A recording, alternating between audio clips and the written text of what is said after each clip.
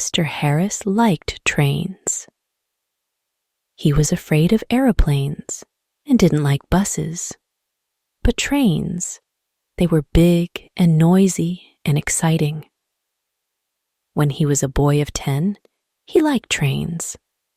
Now he was a man of 50, and he still liked trains. So he was a happy man on the night of the 14th of September. He was on the night train from Helsinki to Oulu in Finland, and he had 10 hours in front of him. I've got a book and my newspaper, he thought, and there's a good restaurant on the train. And then I've got 2 weeks' holiday with my Finnish friends in Oulu. There weren't many people on the train, and nobody came into Mr. Harris's carriage. He was happy about that. Most people on the train slept through the night, but Mr. Harris liked to look out of the window and to read and think. After dinner in the restaurant, Mr. Harris came back to his carriage and sat in his seat next to the window. For an hour or two, he watched the trees and lakes of Finland out of the window. Then it began to get dark. So he opened his book and began to read. At midnight, the train stopped at the small station of Otava. Mr. Harris looked out of the window, but he saw nobody. The train moved away from the station into the black night again. Then the door of Mr. Harris's carriage opened, and 2 people came in. A young man and a young woman. The young woman was angry. She closed the door and shouted at the man, "Carl, you can't do this to me." The young man laughed loudly and sat down. Mr. Harris was a small, quiet man. He wore quiet clothes and he had a quiet voice. He did not like noisy people and loud voices. So he was not pleased. Young people are always noisy, he thought. Why can't they talk quietly? He put his book down and closed his eyes. But he could not sleep because the 2 young people didn't stop talking. The young woman sat down and said in a quieter voice, "Carl, you're my brother, and I love you. But please listen to me. You can't take my diamond necklace. Give it back to me now, please." Carl smiled. "No, Elena," he said. "I'm going back to Russia soon, and I'm taking your diamonds with me." He took off his hat and put it on the seat. "Elena, listen. You have a rich husband, but I have no money. I have nothing. How can I live without money? You can't give me money, so I need your diamonds, little sister." The young man laughed loudly and sat down. Mr. Harris looked at the young woman. She was small, with black hair and dark eyes. Her face was white and afraid. Mr. Harris began to feel sorry for Elena. She and her brother didn't look at him once. "Can't they see me?" he thought. "Carl," Elena said. Her voice was very quiet now, and Mr. Harris listened carefully. "You came to dinner at our house tonight, and you went to my room and took my diamond necklace. How could you do that to me? My husband gave the diamonds to me. They were his mother's diamonds before that. He's going to be very, very angry, and I'm afraid of him." Her brother laughed. He put his hand in his pocket, then took it out again and opened it slowly. The diamond necklace in his hand was very beautiful. Mr. Harris stared at it. For a minute or two, nobody moved, and it was quiet in the carriage. There was only the noise of the train, and it went quickly on through the dark, cold night.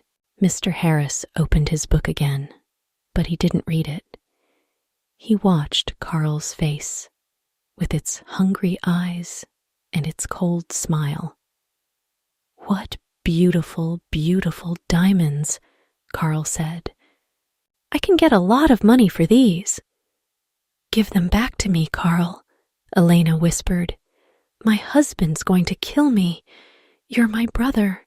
Please help me, please." The diamond necklace in Carl's hand was very beautiful.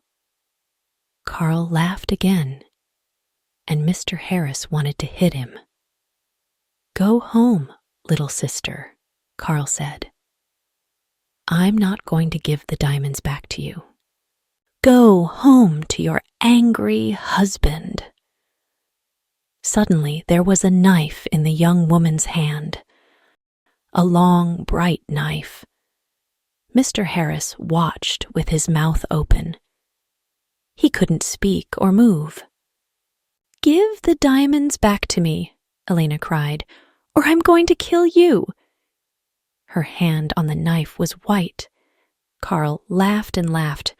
"What a sister," he said. "What a kind, sweet sister.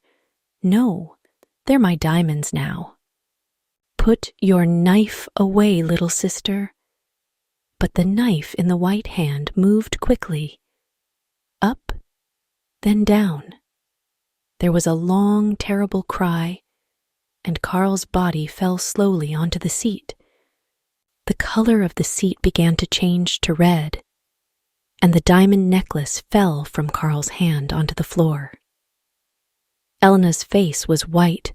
"Oh no," she whispered. "Carl, come back, come back. I didn't want to kill you." But Carl didn't answer, and the red blood ran slowly over the floor. Elena put her head in her hands, and again in the carriage there was a long, terrible cry. Mr. Harris's face was white too. He opened his mouth, but he couldn't speak. He stood up and carefully moved to the door. The young woman was quiet now. She didn't move or look up at Mr. Harris. There was a long, terrible cry, and Carl's body fell slowly onto the seat. In the corridor, Mr. Harris ran. The guard was at the hack of the train, and Mr. Harris got there in half a minute. "Quickly," Mr. Harris said. "Come quickly. An accident. A young woman. Oh dear. Her brother is dead." The guard ran with Mr. Harris back to the carriage. Mr. Harris opened the door and they went inside. There was no dead body of a young man. There was no young woman. No blood, no knife, no diamond necklace. Only Mr. Harris's bags and his hat and coat. The guard looked at Mr. Harris, and Mr. Harris looked at him. "But," Mr. Harris began, "but they were here. I saw them. The young woman, she had a knife and she killed her brother." "A knife, you say?" the guard asked. "Yes," Mr. Harris said quickly. "A long knife. And her brother took her diamonds. So diamonds," the guard said. "Was the young woman's name Elena?" he asked. "Yes, it was," Mr. Harris said. "How do you know that? Do you know her?" "Yes and no," the guard said slowly. He thought for a minute, then looked at Mr. Harris. Elena di Saronelli, he said. She had dark eyes and black hair, very beautiful. She was half Italian, half Finnish. Her brother was a half-brother. They had the same father, but his mother was Russian, I think. Had. Mr. Harris stared at the guard. But she, Elena, she's alive. And where is she? Oh, no, said the guard. Elena di Saronelli died about 80 years ago. After she killed her brother with a knife, she jumped off the train and died at once.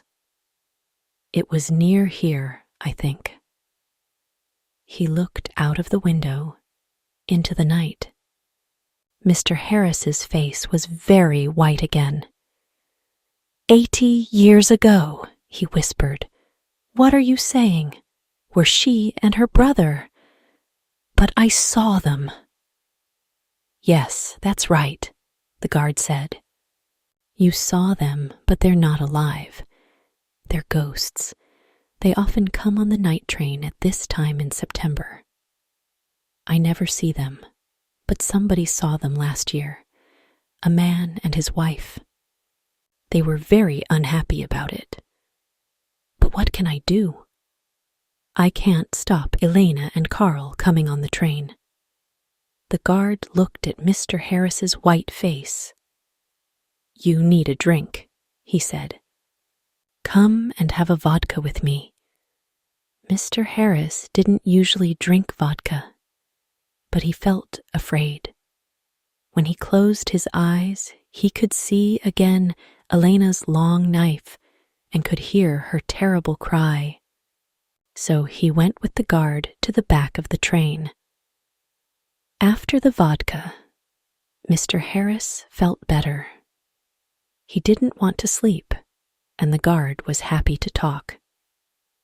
So Mr. Harris stayed with the guard and didn't go back to his carriage. Yes, the guard said, it's a famous story. I don't remember it all. It happened a long time ago, of course. Elena's father was a famous man here in Finland. He was very rich once, but he had 3 or 4 wives and about 8 children. Carl, the oldest son, was a bad man, people say. He wanted an easy life and money in his hand all the time. The train hurried on to Oulu through the black night, and the guard drank some more vodka.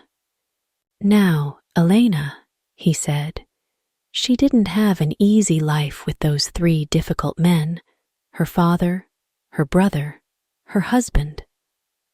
One year she visited her mother's family in Italy, and there she met her husband, di Saronelli. He was rich, but he wasn't a kind man. They came back to Finland, and Carl often visited their house. He wanted money from his sister's rich husband. Elena loved her brother and gave him some money, but di Saronelli didn't like Carl and was angry with Elena. He stopped giving her money, and after that, well, you know the story now. Yes, Mr. Harris said. Poor, unhappy Elena. Mr. Harris stayed with his friends in Oulu for 2 weeks. They were quiet weeks, and Mr. Harris had a good holiday, but he took the bus back to Helsinki. The bus was slow, and there were a lot of people on it, but Mr. Harris was very happy. He didn't want to take the night train across Finland again. The voice-over in this video is given by English 5 Days. Copying or re-uploading is totally forbidden.